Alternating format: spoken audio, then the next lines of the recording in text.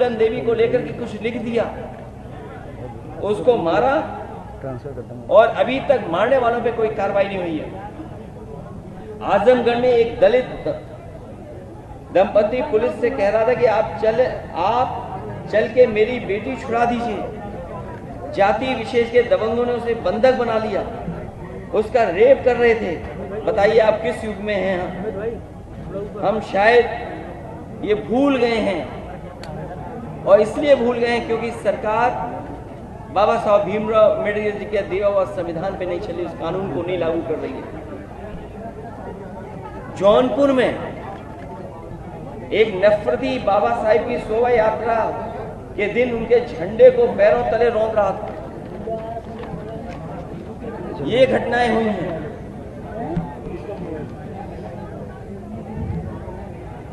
ये सब इसलिए हो रहा है क्योंकि आज सामंतवादी और प्रभुत्ववादी,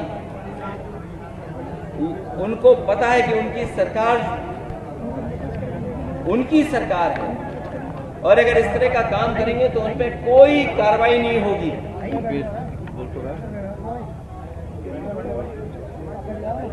इसीलिए निषाद समाज की वीरांगना फूलन देवी को मारने वाला और किस तरह बोलने वाले लोग वहां शामिल हो, किस तरह ब्रॉडकास्ट किया जा रहा है आज के समय पर। आज जब मैं अपनी पार्टी के दलित सांसद राजीव सुमन जी के साथ खड़ा हूं तो याद होगा मुझे गोली मारने की धमकी मिल रही है। जैसे फूलन देवी जी को मारा जैसे वैसे तुम्हें मारेंगे। आखिरकार कौन है इनके पीछे? और अगर ये धमकी दी गई है, अगर वो पोस्ट वायरल हो रही है, सोशल मीडिया पे चल रही है, वैसे तो सरकार को खुद संज्ञान लेना चाहिए। क्या करूं? लेकिन अगर हमारी पार्टी के लोग शिकायत भी करने जा रहे हैं तो उस पर एफआईआर दर्ज नहीं हो रही है। बीजेपी के लोग कुछ भी लिख सकते हैं, उन पे एफआईआर नहीं होगी, कड़ी कार्रवाई नहीं होगी।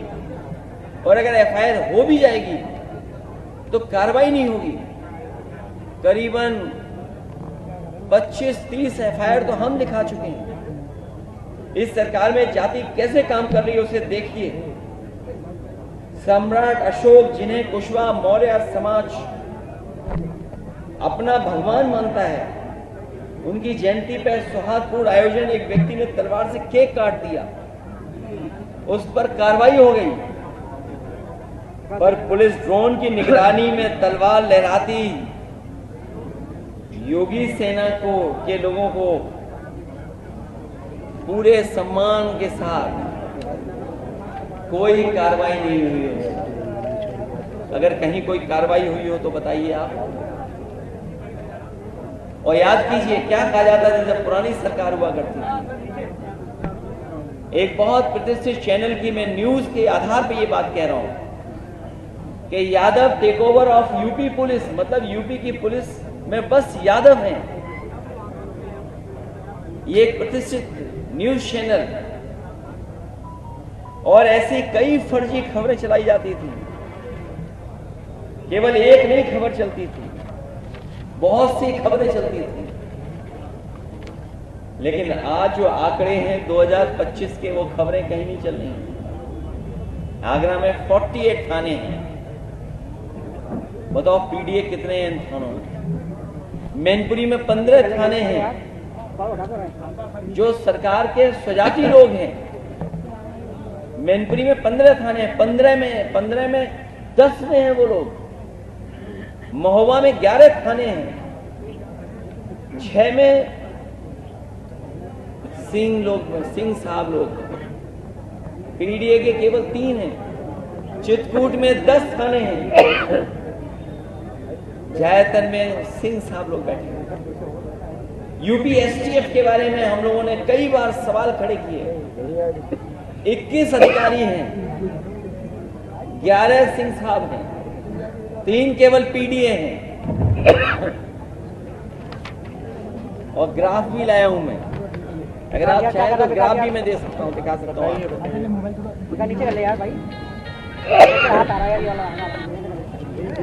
अगर आप चाहोगे तो मैं ग्राफ भी दिखा सकता हूं। मैं जानता हूँ कई चैनल अपने आप ग्राफ को कवर कर रहे हो। एक बार ये ग्राफ है, ये दोबारा दिखाइए थोड़ा सा फ्रंट में ये है।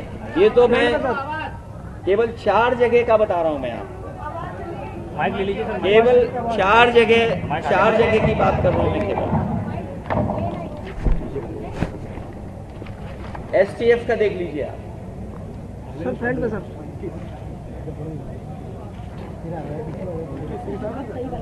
हैं?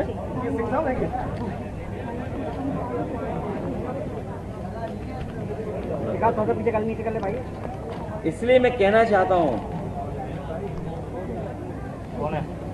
जो बात मैंने पहले कही मैं फिर कहता हूं,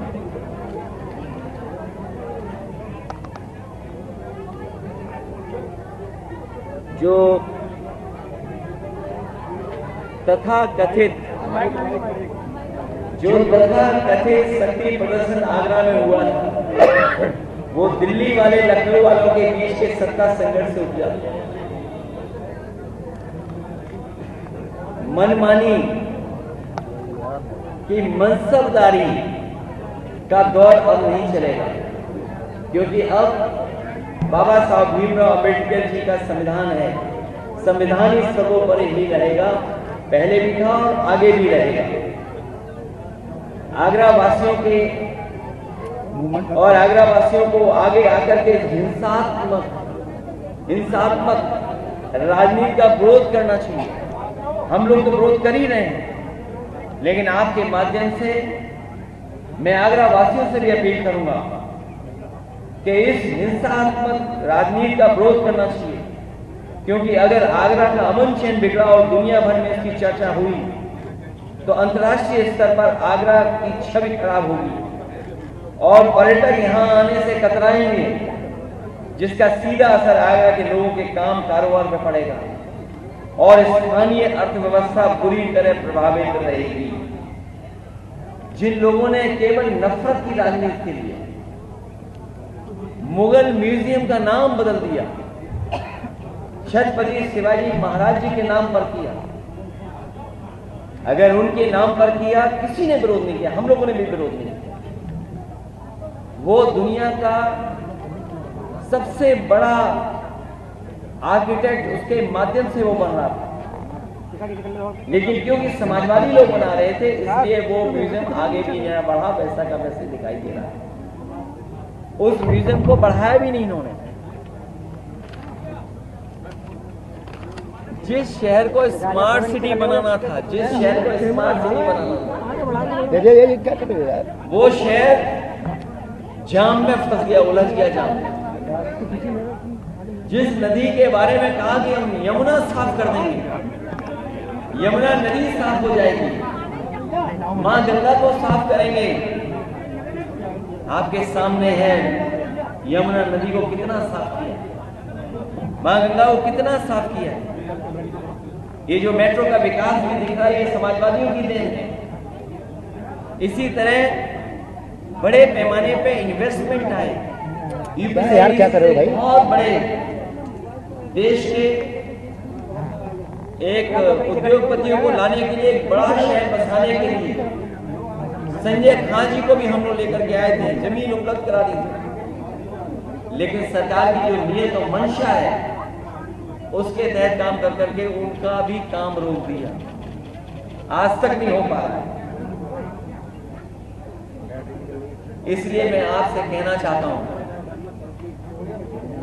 कि ये जानबूझ करके पीडीए परिवार को और खासकर आदरणीय रामजी और सुमन जी को अपमानित करने के लिए काम किया, समाज में जहर घोल दे इसलिए काम किया गया था, अपनी नाकामियों को छिपा ले इसलिए काम किया गया था। आज के लोकतांत्रिक देश में कोई नंगी तलवारें नहीं घुमा सकता। नंगी तलवारें और किस तरह का भाषा और व्यवहार का इस्तेमाल हुआ है, जो आज भी सोशल मीडिया पे चल रहा है। और तब जब रामजी और सुमन जी ने, जो हमारी पार्टी के वरिष्ठ नेता हैं, उनकी कही हुई बात हाउस के रिकॉर्ड से निकाल दी गई, अगर रिकॉर्ड से जो बात निकाली गई वो किस तरीके से सर्कुलेट की गई सोशल मीडिया पे, ये जिम्मेदारी विपक्ष के लोगों की नहीं है। अब भविष्य में भी अगर कोई बात सदन में कही जाए, और सदन कम से कम वो प्लेटफॉर्म है जहां अपनी बात रखी जा सकती है, जहां एक पक्ष कहा जा सकता है, दूसरा पक्ष भी कहता है। और इतिहास में कई ऐसे उदाहरण हैं जहां सदन में न जाने कितनी बातें कही गई हैं, लेकिन सरकार की जिम्मेदारी बनती थी उसको नहीं फैलाएं। लेकिन सरकार जानबूझ करके भोले भाले लोगों को कठपुतली बना करके उनसे राजनीतिक लाभ लेना चाहती थी, उसमें कामयाब नहीं होंगे।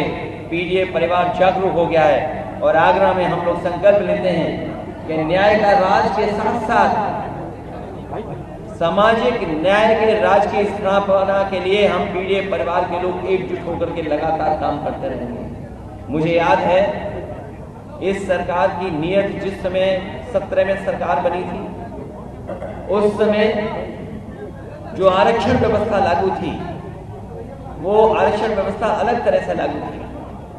सुप्रीम कोर्ट के निर्देश और फैसले के बाद आरक्षण व्यवस्था और तरीके से लागू की गई थी।